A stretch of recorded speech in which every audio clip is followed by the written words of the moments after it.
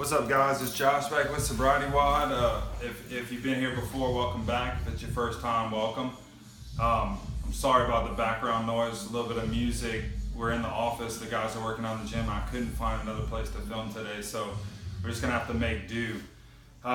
Today what I want to talk about is the importance of a program and a program of action. So in my experience, living my life by my feelings or by my emotions led me to a pretty disorganized and undisciplined life. I kind of just did whatever felt right whenever I felt like doing it.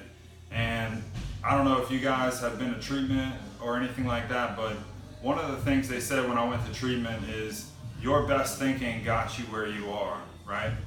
So thinking about that and thinking in terms of the truth of that and the reality that trying to do things my way or trying to figure them out or trying to just kind of use my reason or my intellect or what I thought the way the world should be led me to getting messed up. I mean, that's the reality. And I had to realize that the way that I was doing things, the way that I was accustomed to doing things, and that the thought processes behind the decisions I was making wasn't getting me to where I wanted to be. In fact, it was killing me, right? And many of us learn that our addiction, when it's active, will lead us to jails, institutions, and death, right? That's the end result of this disease that we have.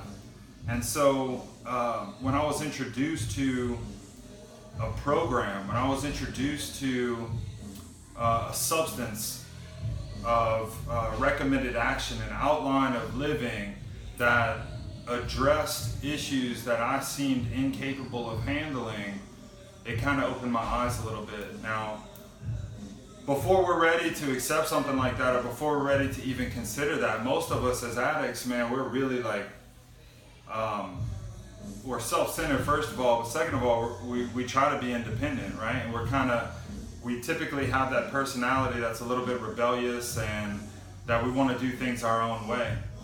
And so I had to get to a point where I was beat down to where I was willing to perhaps open my mind to the idea that there might be a better way to live life. And when I was introduced to a program of living, it had an answer to a lot of the questions that I had, right? I wasn't sure how to deal with some of my relationships, or I wasn't sure how to deal with some of my feelings, or I wasn't sure how to navigate life. And so a program gave me an outline to follow. It gave me something, at least, in this world of whatever. It gave me something to hold on to. And so I feel like a lot of us have probably had a similar experience where we've sort of conformed to a program instead of just kind of winging it, or instead of just living on a whim, and maybe we've experienced some benefits. I'm not saying there's never a drawback, but many of us have experienced the benefit of sort of coming in line with a way of living that's not based on just our feelings and emotions all the time. So that was my experience, and I like to know, if that was you guys' experience as well. So I have on the sheet, I have a couple of discussion questions. What are some examples of programs that you either have or are currently following? And also, how has following a program rather than just doing things on a whim been useful in your recovery? Right? So most of us, we might not even think of it as a program, but most of us have followed some type of program. If you've ever been a member of any kind of group, I was in the Marine Corps, that's a program of living.